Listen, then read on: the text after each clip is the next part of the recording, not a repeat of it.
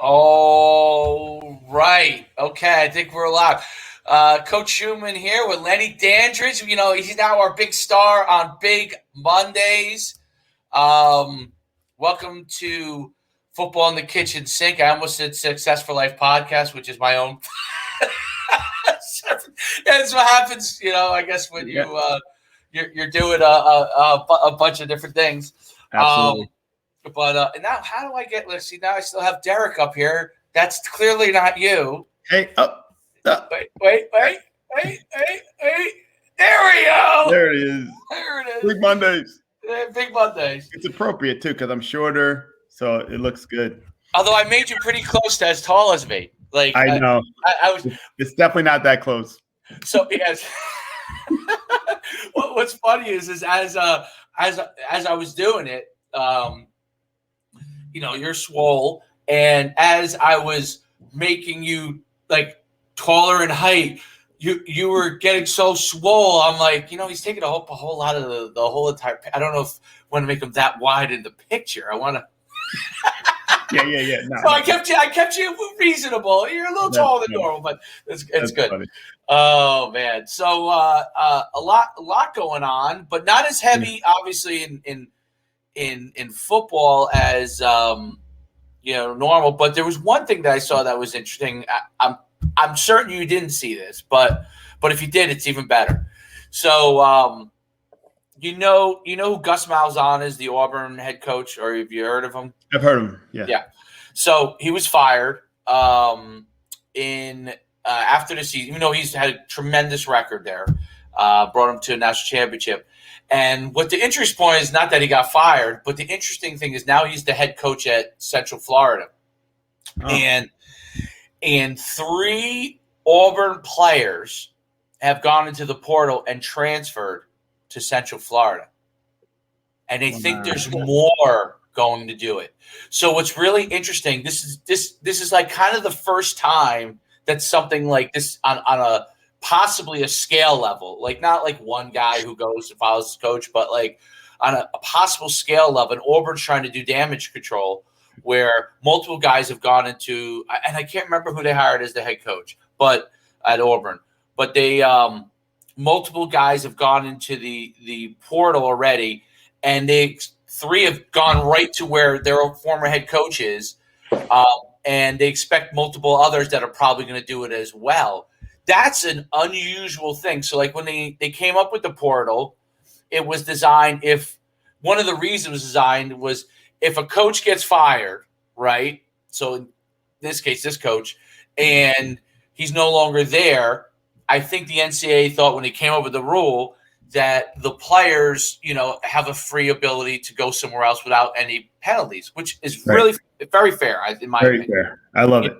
You know, think about when we were in college, right? When our head coach got fired, back then you didn't know what to do, right? So you just kind of played for whoever was there. Yep. It wasn't until, and you saw like when Brandon Bailey came in from West Virginia, and some of the guys came in like from Temple. Cole, I think Cole's came from Temple. He might. Oh, yeah. And Larry Austin came from North Carolina. That was the first time I really knew guys that like a lot of guys that had transferred, you know, into a place. I didn't really understand all that at that point, right? Yeah. I'm sure you were the same way. You probably didn't know, like. Yeah, I was like, I'm like North Carolina State to UConn. Okay. Okay. Yeah. Like the way our thought process back then would have been like you leave the school you're at, like, you know. So that was kind of the first time I saw that, and that was probably the early stages of now, which they created a great rule, which was that you could get. But it's every rule has consequences, right? So the interesting consequences, which no one would have ever thought of, but now is being enacted, is that the players are now going and following the coach to the next school. So now a lot of times when a coach gets fired, he doesn't necessarily get hired right away. But this guy, Gus Malzahn, has been wildly successful and basically was fired because he probably didn't bring a championship, even though he'd been to the national championship, but he's been to the SEC championship. I think he won the SEC championship. but he didn't win a national championship. So kind of like Auburn, which just has, that stepchild kind of thing going on because of Alabama. Mm-hmm. They probably feel the pressure, and they're trying to figure out how they can get to that stage. But what's interesting is he goes to the players are starting to go there, and that could happen in scale. So now, if you're a hiring coach, right? If you're a hiring coach at the college level, and a prominent head coach gets fired, a guy who most people like, guy's darn good, not a guy that's lost like every single game or something, but this guy's darn good. It's actually something to consider in the interview process. Yeah. Right? Maybe get some of his kids. Right. You might get some of his kids because of the rule. What do you think? Do you think that that's I think that's all of it to me is a good thing. I think it's good. I'm probably on the extreme when it comes to that stuff anyway. Like I never liked the sit out rule anyway. Right. I felt like if a kid wanted to go to another school, go to another school. Like it doesn't, maybe just because I felt like that sometimes. But I did. I think every player has too. I mean, sitting out, like to me, is not. I don't know. I just don't think it's a cool thing. I mean, you only have a certain amount of years to play, right? And now you're going to make a kid sit out because he's, in a situation that's not good. I'm like, listen, if I'm leaving, you got another scholarship now anyway for somebody else that you can bring in that you want that maybe fits better or whatever. But I think it goes back to what you were talking about earlier before we started live. Is the control factor. Right. He wants to control everything. They want to control everything that someone does. So I like the portal thing. I definitely think it's great. Listen, you're going to get some drawbacks from everything. Right. But what's the drawback? That you can't control kids from leaving. Right. So I don't believe that you should be able to control kids. So I think it's great. And you know what I think is interesting is that, 20 years ago, there's no way kids would have left Auburn to go to Central Florida, right? So there's a lot with that, right? Like it is almost just as now with the age of social media and internet and all these different things, you can play anywhere and build your brand and whatever. Like kids are, there's a lot more parity. There's TV contracts for every school now, so it's not like.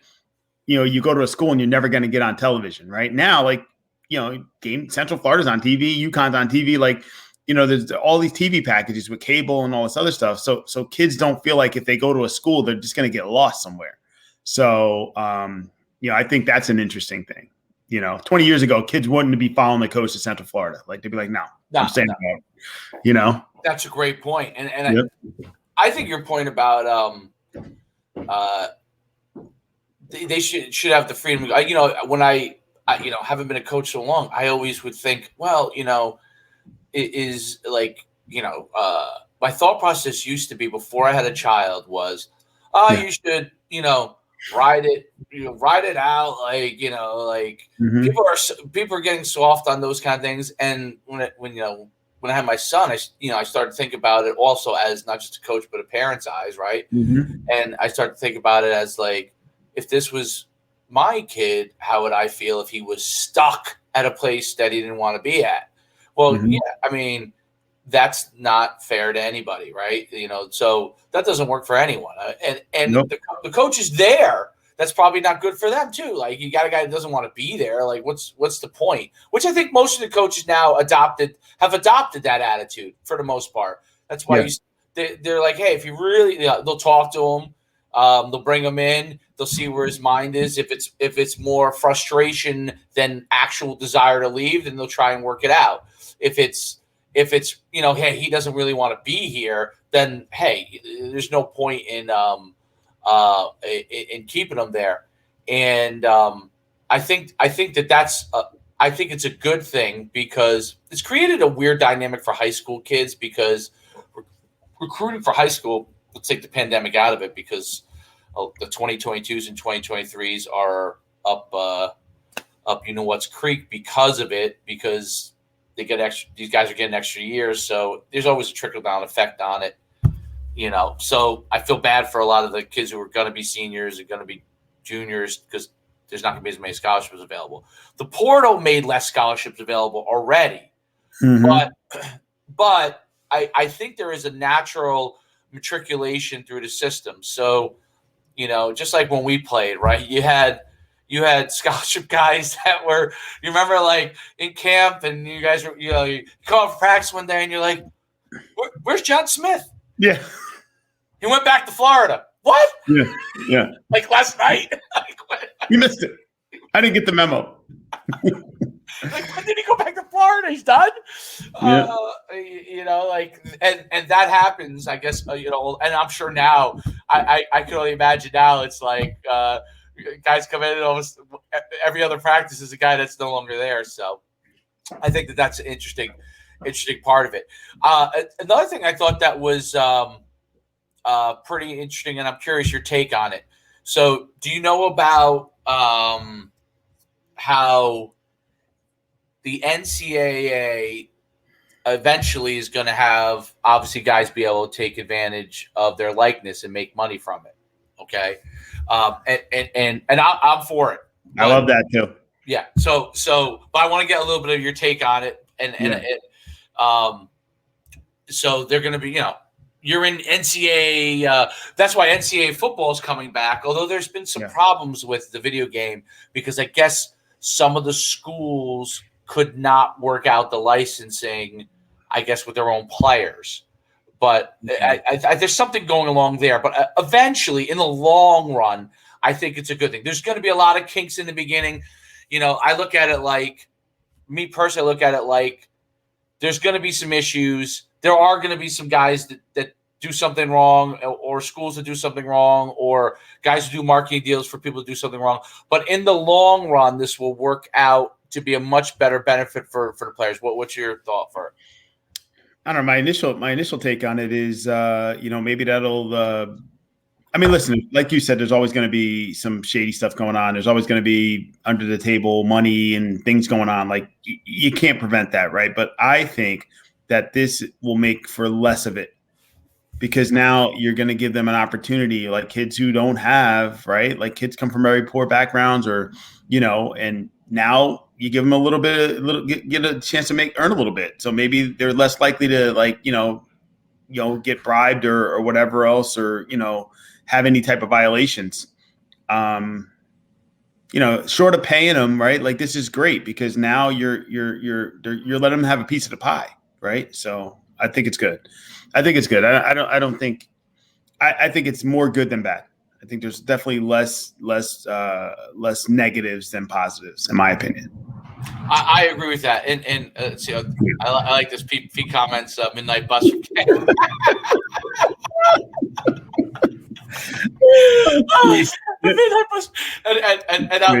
This is a good point. So no, they're definitely not paying for their own school. I think this is part of the higher level of including. First of all, they're going to include everything, which is, like Alabama and them are already I think they're already doing it. I don't know exactly, but they're paying what you would call the full cost of going to school. You know what I'm saying? Pete Connolly, he's just hilarious. He's got his comments that are coming up. I don't even. He somehow remembers things that I just don't remember, and he'll put a comment up there. I just don't know what he's talking about, But obviously, it's happened. Something happened. I can't figure it out. I don't get to see the comments. I just see how do you not see the comments? I'm not sure. I don't know. I only see it'll flash up on the screen. I'll see it, and then it goes away, and then another comment comes up, and then it goes away, and then that's it. Like I got two of them, and now I don't see anything. I wonder if they must. For next time, I got to figure out. I would love to see those comments. Oh wait, got it. Oh, you do see it. I got it now, because I had to switch to. I had to click on the thing that says comments, and now it's all listed. Oh, now you see him. So he's great, because he'll say things I don't even know what he's talking. Who's Paige Bookers? I don't know what that is. Is that an actual person? I don't know. Trevor Lawrence was worth 1. I love it. Love it. Yeah, I mean, this is true. This is true. So what should this is a great example. Trevor Lawrence, Justin Fields probably would be the other guy who I would have said would have made a lot of money. Maybe the BYU got not as much out in BYU, but he would have made some level of money, right? They were probably the three of the most famous guys. The Alabama running back, the Alabama quarterback, obviously. Alabama quarterback. So as much as Trevor Lawrence might have made from Clemson, Alabama seems to have deep pockets. And I would have guessed somebody would have came up with even more money, even though he may not be as valuable, quote unquote, as Trevor Lawrence is. They might have came with some big bucks for him, and the running back they would have came up with some big bucks for, and the receiver who won the Heisman, Devonta Smith. I think you mean they get big bucks for what? Like sponsorships, like they would have figured out. I guess that's part of the fear, but I don't think there's anything wrong. If this donor talks to this dealership and says, hey, listen, we want to make sure this guy makes $1 million, sponsor him, your business, I'll fund you. That's a business thing. I'll fund your business to sponsor this guy, your car dealership. And, Trevor Lawrence makes $1.5 million. I think, you know what? And, people's concern is like, what about the jealousy on the team? What is GBB? Come on, Pete. Tell me what GBB means. What the GBB player? Lenny? What the GBB player? Lenny? I don't know. He's got to be more clear. It's Pete-isms. Pete, you remember those Pete-isms you used to have? Oh. But no, I mean, I think it's good. I think there's so much money being made in these. These kids, they should get some of it. Listen, should they get 1.5 million? Should they get 2 million? I don't know. But I don't have a problem with it. Honestly. I mean, let's stop trying to make this an amateur thing. Once they started making so much money, the whole amateur thing went out the window. Like you gotta let that go. Right. It's amateur when you go to the Olympics.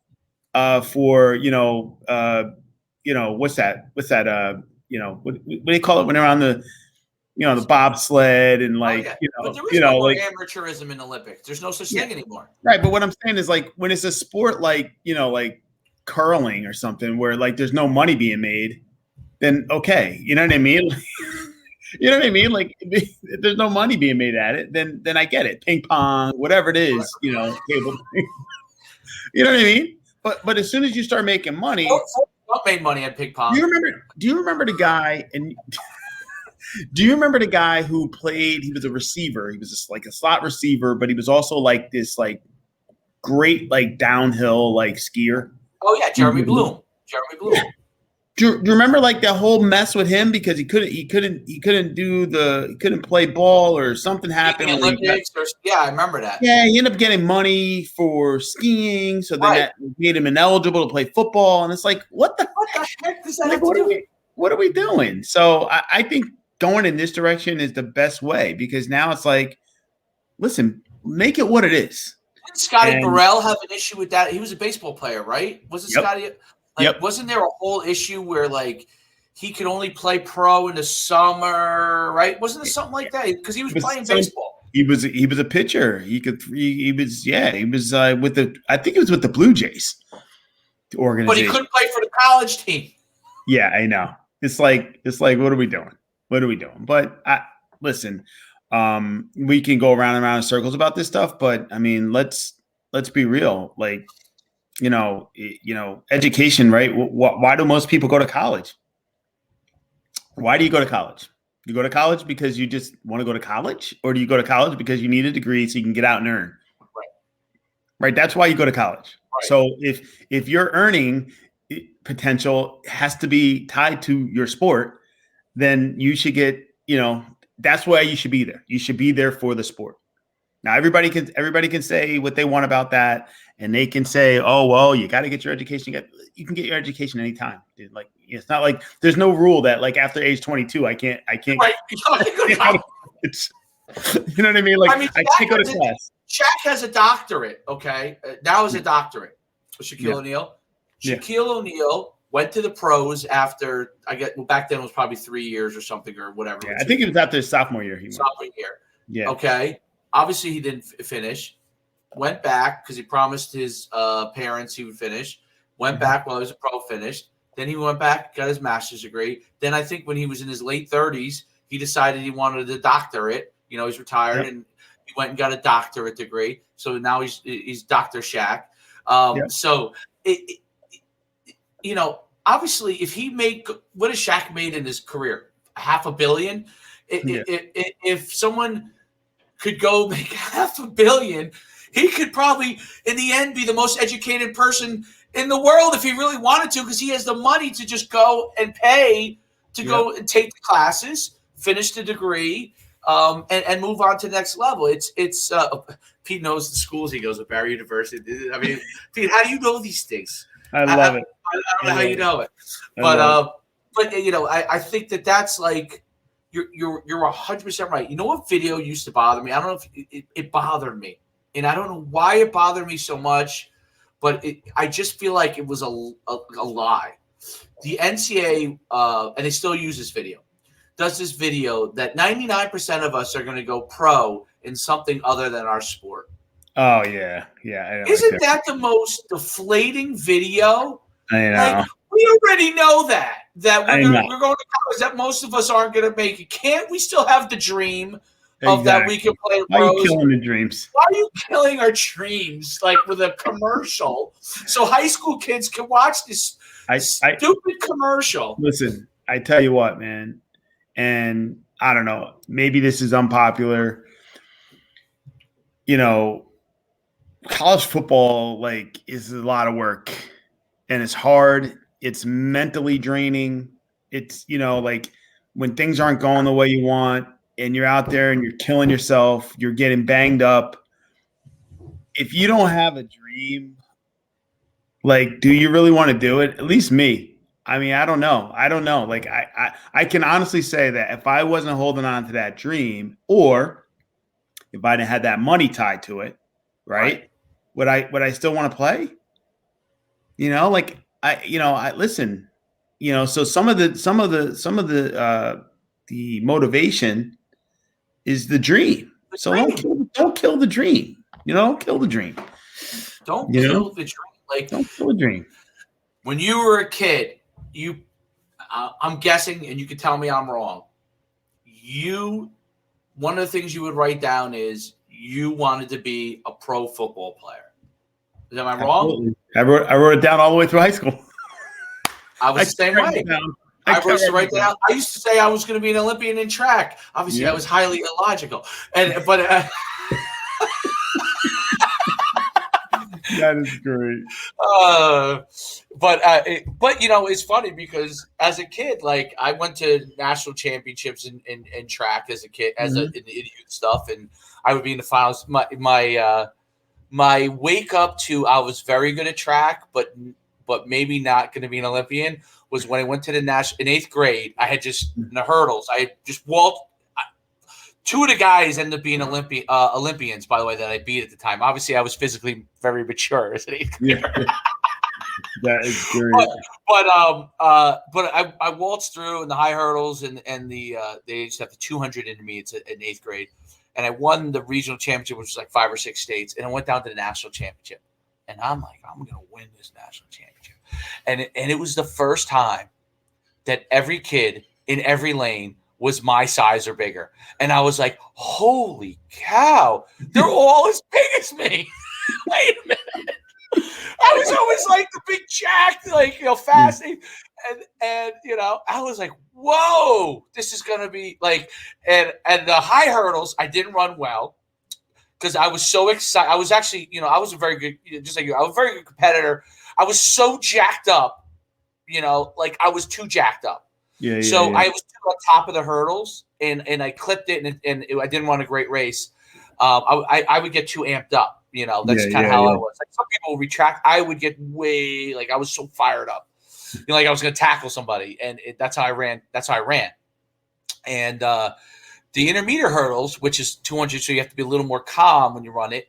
I took off, and I'm like, wow, I'm running a great race. And I'm just on my lane. And as I come off the curve, I look up, and there's 4 guys ahead of me flying. You're like, whoa. Whoa! I'm like, whoa! I thought I was flying. I'm like, I'm flying. I come off the curve and I'm like, whoa, there's 4 guys ahead of me. What is going on? And I ran my best race, but it was like I finished like 7th or 8th, I think it was, which is great. It was a national champ. Yeah, But it was the first time I was like, I came out, my father was like, you ran great. I'm like, I ran great. There were 4 guys like 15 yards ahead of me. I'm like, I don't know if I'm as good as I think I am. that is funny. That is funny. But it was interesting. But that dream, I would say, like, that dream, that gets you so far. Like, I thought, like, it helped me obviously in the long run improve as a player in what I did, because I realized over time I realized, I got to keep working. You know what I mean? Because I was good, I was winning, but now like there are people better than me. But that dream was like, that carries you so far. Yes, you have to know. Everyone needs to know what the reality is. Right. You need to know what the reality is, and you need to be able to address both the reality and the dream. But don't kill the dream. Don't kill the dream. Well, I sometimes think that I look back at my career and I look back at like playing ball and like, listen, the older I get, the more I'm like, I just, you kind of say, well, maybe I just didn't have the goods, right? Like that's what you say. That's the reality, right? But there is something to be said for if you're committed to your dream. And I think sometimes the practical side of yourself prevents you from achieving everything, right? That's in you, because you're almost too practical, like to the point where it's like, okay, well, I got this balance. And then you start to say, well, I'm probably not going to make it anyway. So am I going to do that extra sprint? Am I going to go up to the field 15 minutes early before? Am I going to do that? Right. And it kind of gets in your head. So it's a balancing act where you have to say, you know what, I'm all in on this. I'm still going to do my academics. I'm still going to do everything. I'm going to go to class. I'm going to do all that stuff. But when I'm talking to myself, I'm still living that, hey, I can make it. And that's why you don't like that commercial, because it's like, why shouldn't it be that I'm going to make it? And then if I don't, right, I have something to fall back, rather than, hey, I'm just out here to be out here, and I'm really not going to make it. Like, so I'm just out here. You know what I mean? Like, there's a different mentality. Absolutely. Absolutely. So I think your point on that, are you going to go 15 minutes early? Mm-hmm. Are you going to stay the extra time? Mm-hmm. When and people don't realize that now FCS is kind of like 2 levels. Like you have like the conference we were in where they're all on scholarship. And then you have, I think, a few conferences that like have less scholarships.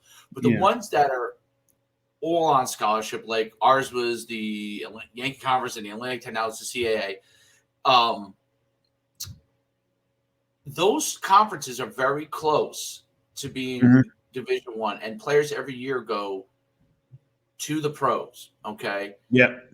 And even in college, and my thing is this: even though the odds are against you, if I knew a little more about as I got older, I felt like they worked harder on killing the dream than as you kept going through. And not coaches, by the way, not coaches. Right. The coaches did not. Whether it was a coach I loved or didn't love, like they never did that.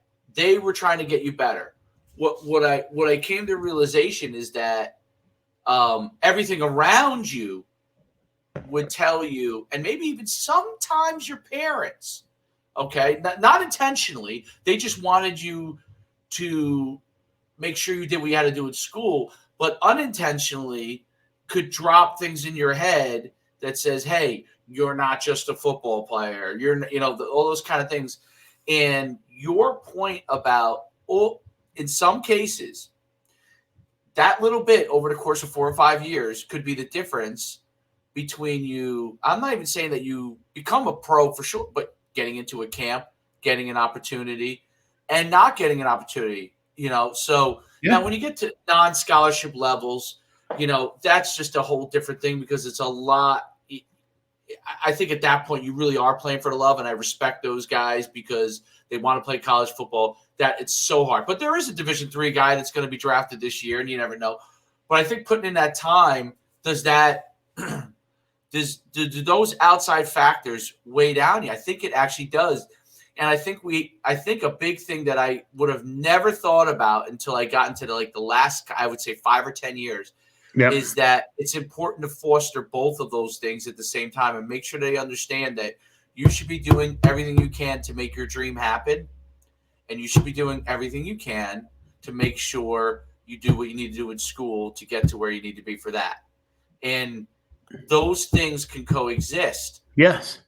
Where I have to say, when I used to run my camps, I used to say, hey, if you end up making the pros, you make the pros. Don't neglect your academics.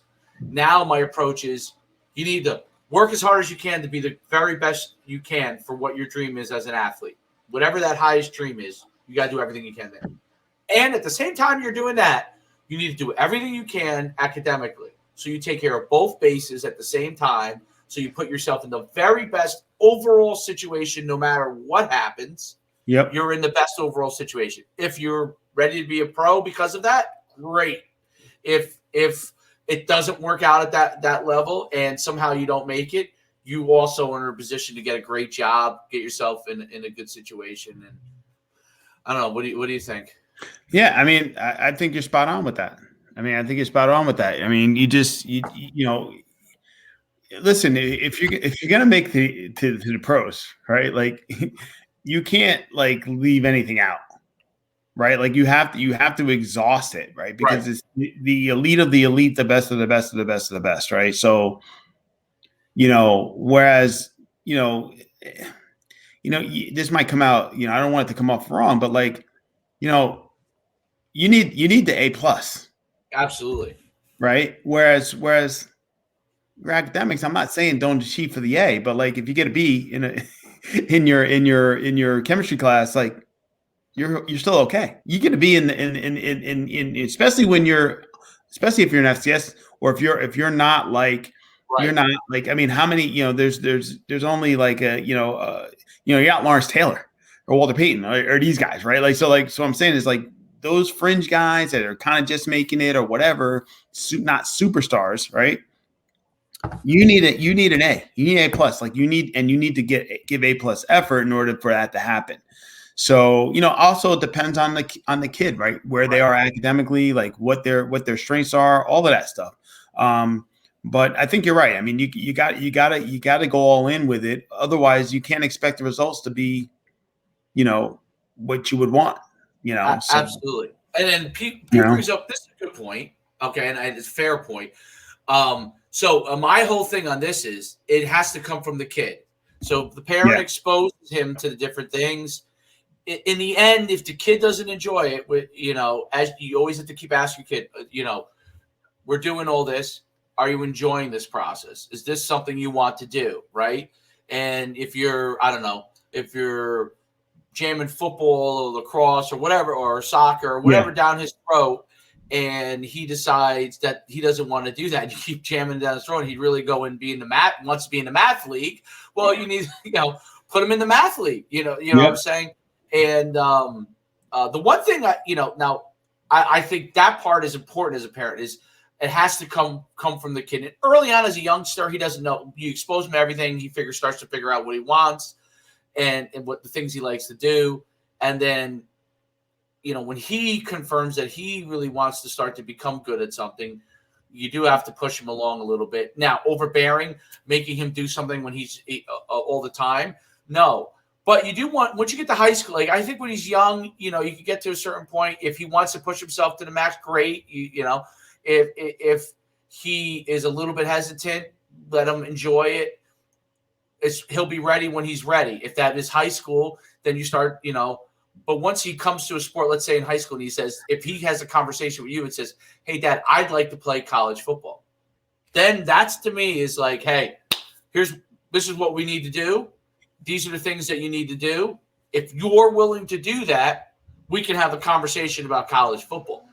If you're not willing to do that, you want to enjoy your high school experience, you want to play sports, there's nothing wrong with that, and that's you don't have a quote unquote dream there, then you do what the coaches need to do. But if you tell me you want to be a college athlete, now we're having a different discussion, and I think that's an important thing, to prevent the overbearing part, which is a great question by Pete. There are parents that are overbearing.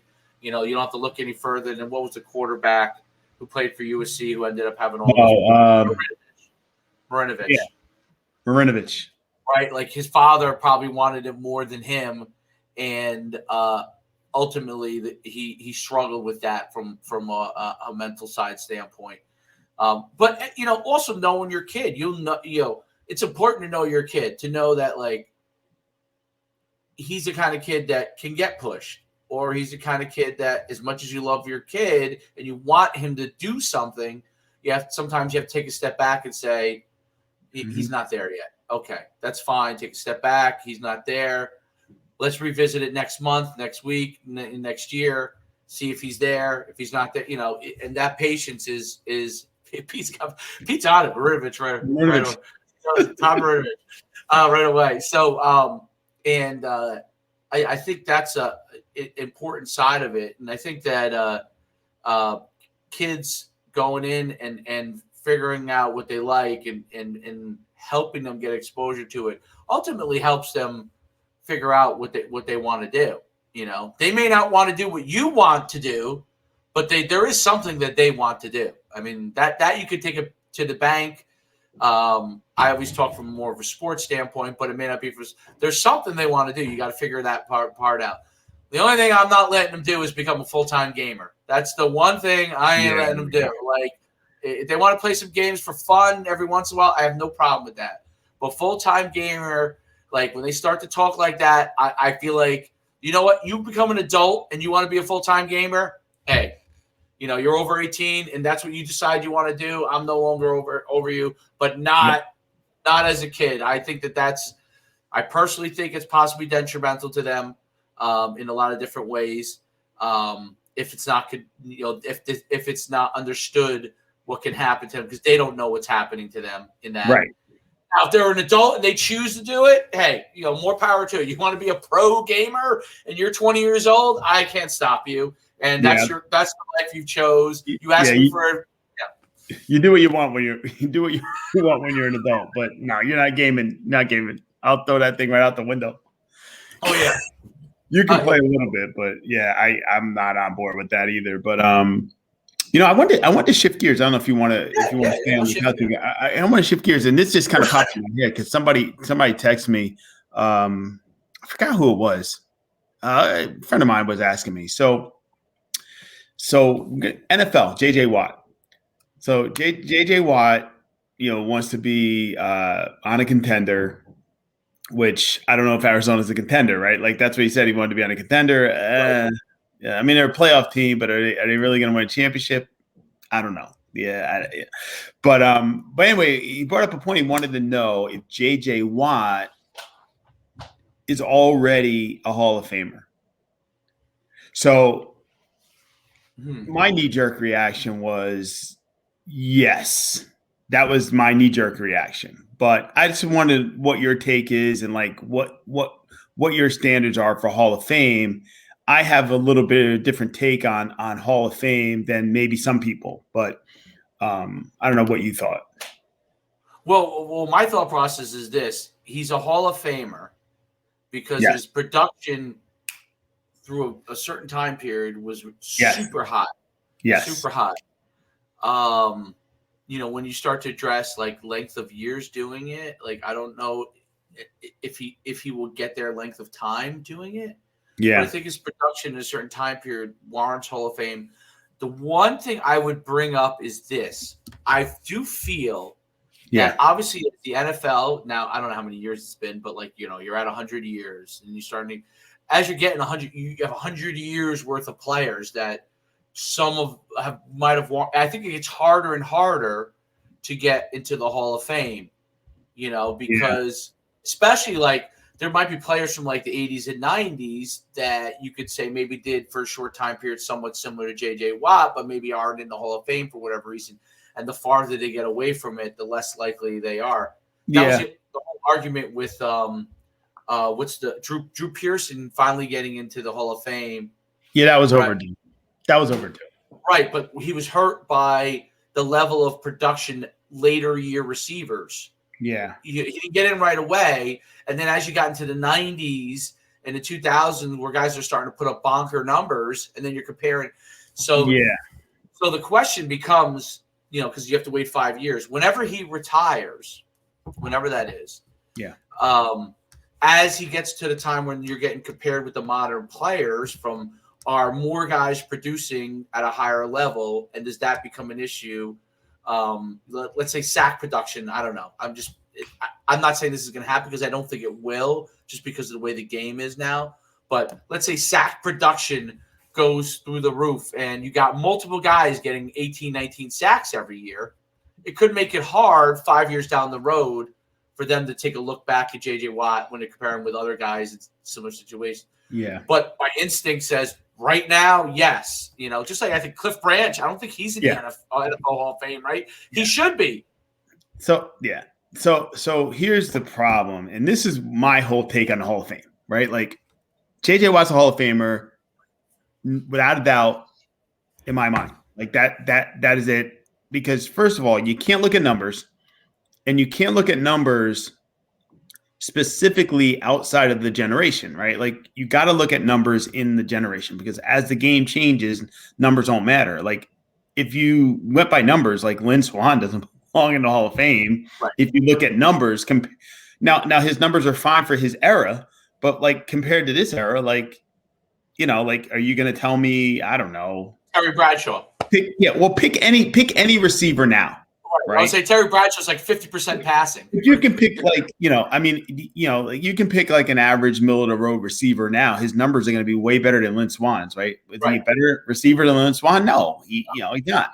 So for me, dominance at your position for a 5 year, 4, 5, 6 year, in that range, right? And JJ Watt was out of his mind for like a good 4 or 5 year run where he was unequivocally like the best 1 or 2 D lineman in the game without question.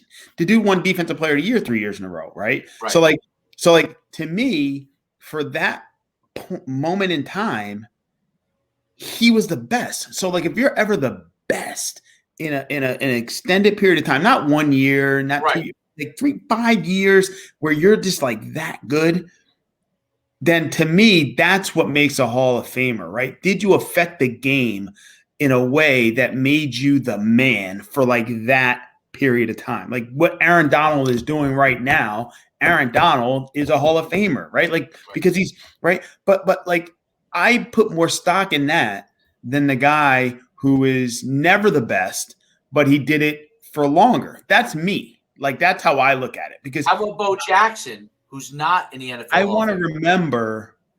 So the problem with Bo, though, and the problem with Bo is because Bo didn't commit to football. So that's the only thing. Like if Bo had committed to football and for full time and wasn't playing baseball, then you got to put him in. But my thing is like, even like Terrell Davis, right? Terrell Davis had such a run that it was undeniable. Like he had a run. Gale Sayers, those guys had like runs, right? I wouldn't put Terrell Davis in the same, but you're right, as Gale Sayers. But what I'm saying is like you got to be able, especially in football, because you have such a short period of a peak, right? And especially for like a D lineman or like a running back where like you're explosive. It's not like quarterback where like you can kind of like Tom Brady's able to like, you don't have to be as explosive. You don't have to be like, you know what I mean? So like you can still maintain it for a long period of time. But like, skill guys or D linemen or linebackers or where you got to have that explosiveness. You need to be young, basically, right? JJ Watt to me is without a doubt. I mean, he's for that period of time, he was an all-time player. Like, and that's what I definitely think he's a Hall of Famer. I don't know. Well, I think he is. I think he is. I think all of your points are valid. I think. Oh, by the way, Pete, Harry Carson is in the Hall of Fame. Just so you know, he has to. Harry Carson's in the Hall of Fame. I was pretty confident in that one. How about Carl Banks? I wonder if Carl Banks might be a bigger question because he's like, I don't know. I mean, he might be. I don't know. I have to look it up. But but a guy like Carl Banks, right? Like, do you immediately say, oh yeah, he's it's not immediate for me. Now that doesn't mean he doesn't deserve to be in. Like, I'm not saying that. I'm not judging him because there's guys that get in. Like if a guy gets in, he gets in. Like, I'm not gonna rain on his parade. Right. But before Jerome Bettis got into the Hall of Fame, if you asked me, I would have been like, no, not really. But now he's in. Okay, great. He's awesome. He's a Hall of Famer. You know what I mean? Jerome Bettis, I always thought was like he was good. And I love the Steelers. College, he was dominant. Yeah. Pros, he was good. Like, good. I mean, Frank Gore's probably going to get in the Hall of Fame, but is Frank Gore elite? See, I don't think he's elite, and that's my thing. So, but again, are you? So I think there's levels to the Hall of Fame, right? Like there's the Barry Sanders Hall of Fame guy, and then there's the Frank Gore. Like, he's in, and Jerome Bettis is in that category, and then you got the Jim Browns and Emmitt Smiths, and it's just we're just talking running backs right now, right? Right. That's just a different group. Listen, it's amazing what Frank Gore's doing, right? Like the fact that physically, it's unbelievable, right? But like, can you write the story of the NFL without mentioning Frank Gore's name? Absolutely. But that's not how they do the Hall of Fame, right? Like, now, for me, the Hall of Fame would probably have a lot less people in it, right? If I was doing it, but right, I'm not going to disparage guys that are in. So right. So that makes it right. You're almost like it really, the slam dunks in your view should be in the Hall of Fame. The rest of the guys were great players or very good players, but maybe. Well, what was difficult? The 100. What was that thing that they did? Remember they did the yeah. So to me, I think that's great because when you do something like that, then it kind of separates those guys out. That's true. That's a good point. So you have Hall of Fame, and then you have the best of all time, right? Which is fair.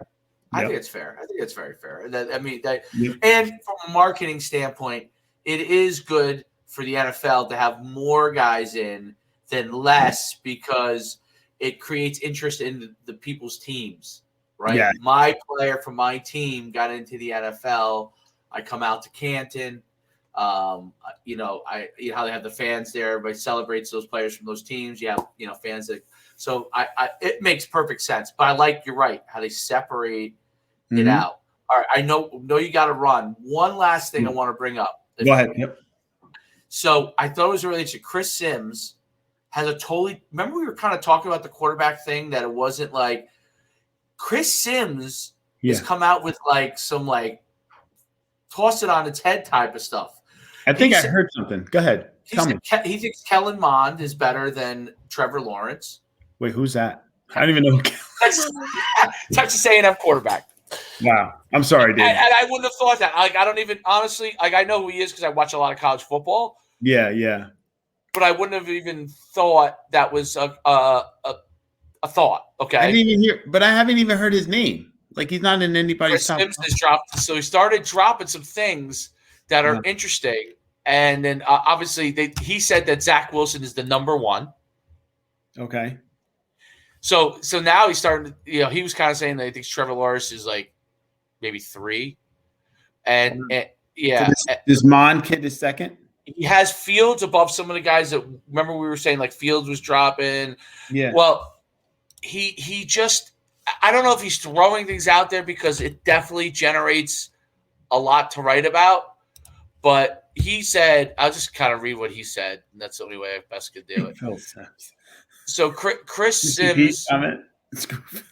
Chris. It was Chris. Yeah, right. I know. His son. But his son. So who played I think for the Bucks for a little bit, maybe. So I guess in 2017, he had Patrick Mahomes in his own draft ahead of Deshaun Watson and Mitch Trubisky. Well, obviously, he proved out to be right on that. He also had Josh Allen ahead of Sam Darnold and Justin Herbert, which he proved out to be right on that. So now he's covered. I don't know, man. Justin Herbert's pretty good, dude. Yeah, Justin Herbert is pretty good. Give him some time. But go ahead. Give it some time. So now he's saying Zach Wilson should be ahead of Trevor Lawrence. And then let's see, 2020. So 2020 he had Burrow, Herbert. Okay, I'm a little confused by what they're saying about this, but let me just try and pull up the Kellen Mond thing. Justin Fields, it's interesting. So Kellen Mond, and then I'm gonna let you go. First, what's his name again? Trevor Lawrence. So Kristen said it. Let's see where it was. Trevor Lawrence. Orlovsky said some stuff about this too. Orlovsky's really out there, though. He goes off the deep end. I love him though. He's a UConn guy, so I got. Of course. I love him. Let's see. Okay, here it is. His ranking is out. And he has all right. So I'm wrong on that, but he does think that Mond might be better than Trevor Lawrence, but he still picks. He goes Wilson, Lawrence, Mac Jones from Alabama, which you like Mac Jones? I do like Mac Jones just from a throwing standpoint. I like him a lot. My question on Mac Jones is, without the Alabama line, does that make a difference? You know what I'm saying? And the Alabama receivers. Right. That's the only thing I don't know. If I'm judging how he threw the ball, like he was like 80% passing or something. Yeah. Kellen Mond is number 4. Fields is 5, and then Trey Lance is as 6, which I just thought was interesting that Kellen Mond was 4, and then he was talking about like that he thinks that Mond might be better than Lawrence. Obviously he must. Kellen Mond though. Like, what's that? I haven't seen that guy play. I don't think. Kellen Mond. Is he a big guy? He's pretty big. He's lean. He runs decent. He's really a chucker. He throws the ball. He's a guy that everyone thought was going to be a Heisman candidate, but it never quite got there. Like there were times when he did, and then he just he had a good year this year, and then obviously Texas A&M had a really good year, but Texas A&M was a little bit under the radar just because of their schedule kind of thing. And I think he started from the time he was a freshman. I could be wrong on that, but I was he's been playing for a long time, and he was like a rock star right away. Then it kind of faded. Then he was a rock. Now this year he had a very good year. Some blamed like how they ran the offense before. What's his name? Who the head coach is there now? He was at Florida State, but whatever. Before he got there, like they blamed that maybe it's a style of offense. So I think he's very good. It didn't even dawn on me that he would be a first rounder. I'll put it like that. So the fact that he says that is kind of a little bit of a wild card. But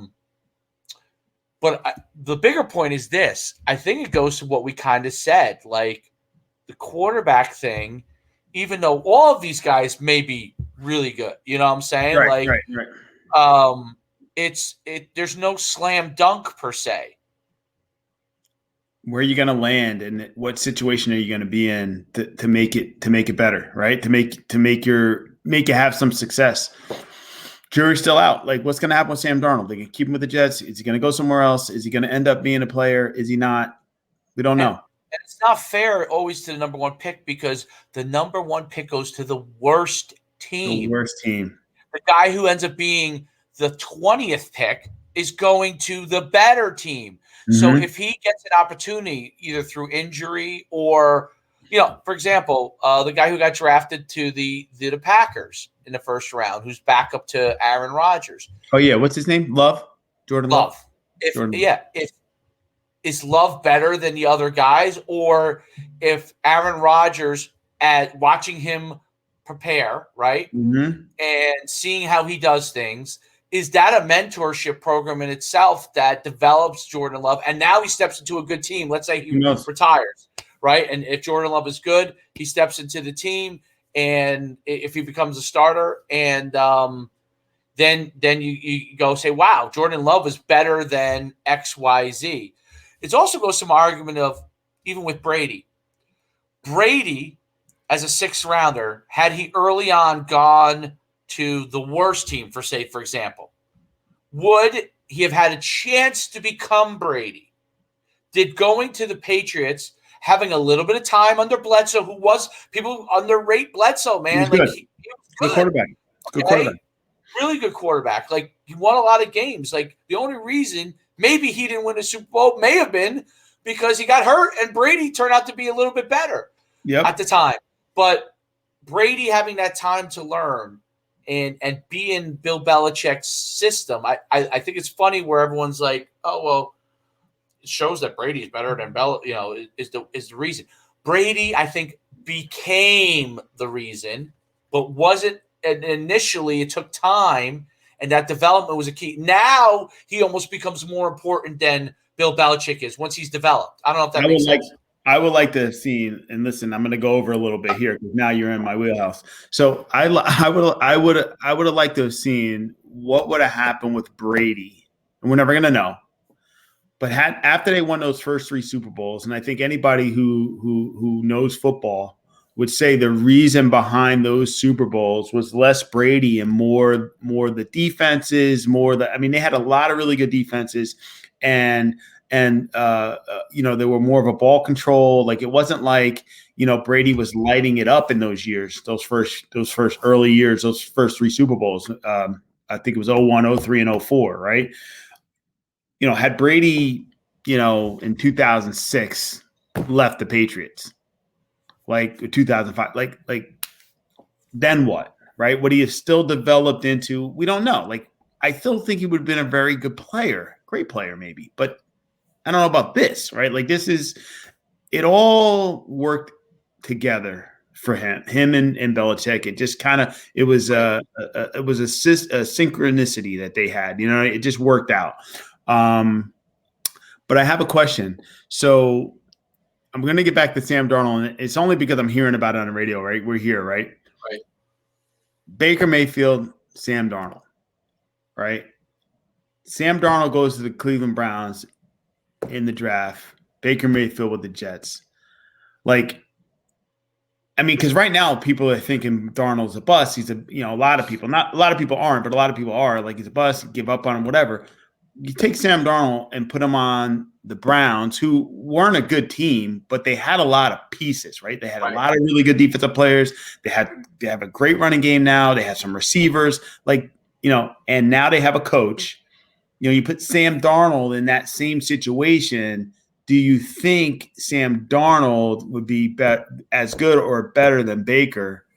I know that Baker would have been a mess in New York. Like, there's no way he would have been able to carry a team. Like, you know what I mean? Like, there's no way. Not in New York. It just wouldn't work. But would Sam Darnold have been, not that Baker's lighting it up, but he's doing well, would Sam Darnold be doing maybe better or as good as Baker is in Cleveland? What do you think? So I'll go Pete right here. This is I think that's part of the truth. So I think Baker Mayfield has a desire to be the center of attention, okay, and is willing to work too. So he's not like he's a little different than Johnny Manziel, who just got way too much attention, was basically a celebrity, and didn't know how to handle the celebrity status even in Cleveland. Drake's flying him here and all this kind of stuff. Whereas Baker Mayfield loves to be the center of attention, but seems to really have a focus on what he's doing. Now, that desire to be in the center of attention in New York could be a problem, I think. Yeah. Because you are going to be the center of attention. And if you're grabbing at things all the time, even though you're going to work hard, I think it would have been much more difficult for him in New York. Whereas I think Sam Darnold playing at USC where you are a rock star as a quarterback there, because at the time there was no pro. Now there's pro teams, but there was really no pro team at the time there, and just everything I've seen from like Reggie Bush and how he talks about what it was like, and a lot of the guys that play USC and even UCLA, but more USC than UCLA, what it's like. So I think he was more used to that, Hollywood, all that kind of stuff, and coming to New York was not as big. I think New York more has to do with the fact that they're so bad and they've had such a bad situation that maybe it wasn't the right fit. So if he went to the Browns, would he have been as good as Baker Mayfield? The only reason I say I don't think so is this. I was not a huge fan of him in college. Darnold. One reason, not from potential and arm and all that stuff. I thought that he threw a lot of interceptions. And I'm always a little bit hesitant on guys that throw a lot of picks, because even though they got all the other tools, there's a decision-making thing that has an issue. And if you don't mentor that decision-making process early on in the pros, not that a guy can't improve on that, he can.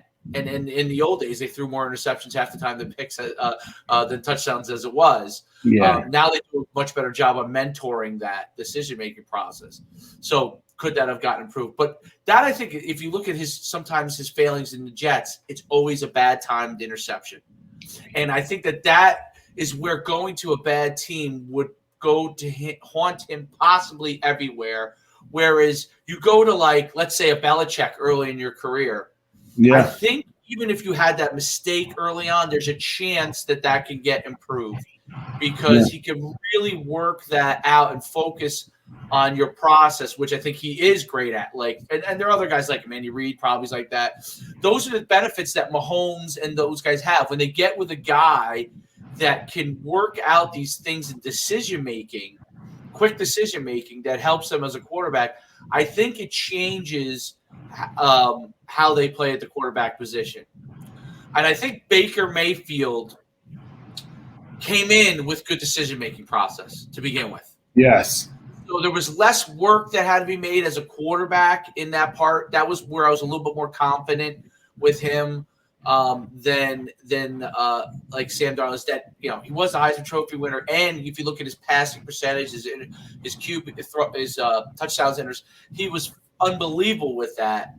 And I think that's a large part of it. Now, if you don't have the arm strength, okay, there's probably some quarterbacks in college that maybe get drafted as 7th round or something like that have this incredible passing percentage, but they just, when they go to the pros to get it in those tighter and tighter windows as the athletes get better and better, they can't just it's going to be harder for them to zing it in there.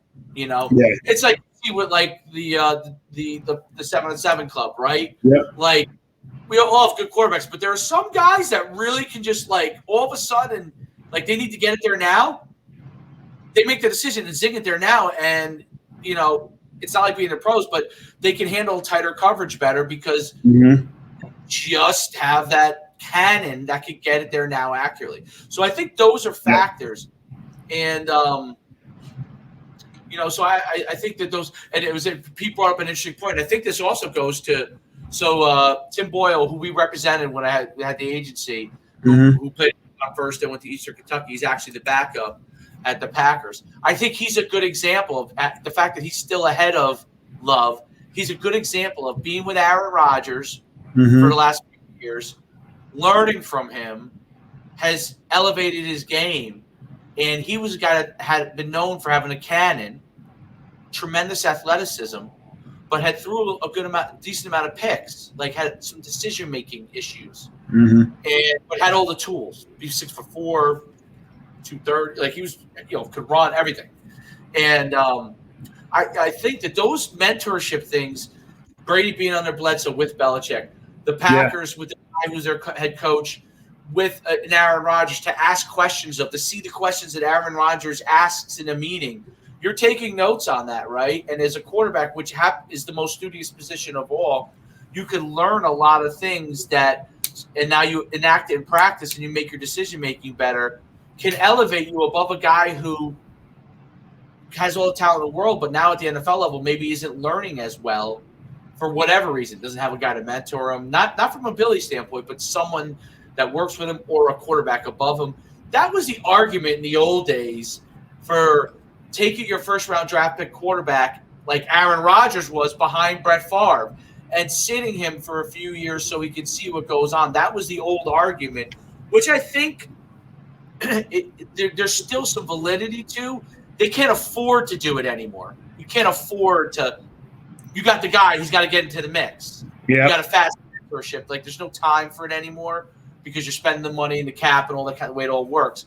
But there is an argument for the fact that guys can sit underneath and see how the older guy does it at the NFL level and see how he handles the limelight as a quarterback, the decision-making on the field, before he has to just figure it out on your own, right? Like, there's nothing wrong with figuring it out on your own, but you make a lot more mistakes figuring it out on your own than if you could learn from somebody else's mistakes and go, okay, wait, maybe I shouldn't do that, and then you just automatically not do that when you get your opportunity. So I think I by the way, really good discussion on it, but I think that it's a last take with you. What do you think? No, I mean, I think you're spot on with it. I think that bottom line is, and what you brought up in the first place with Chris Sims and how this all rolls in is, situation matters, right? Situation matters. And you don't know character. You don't know how any of these guys are going to handle adversity, right? So, the matchup, the situation for each individual is different. So that's why you don't really know. You can't predict what's going to happen with these guys when they get drafted, So, is Chris Sims out there?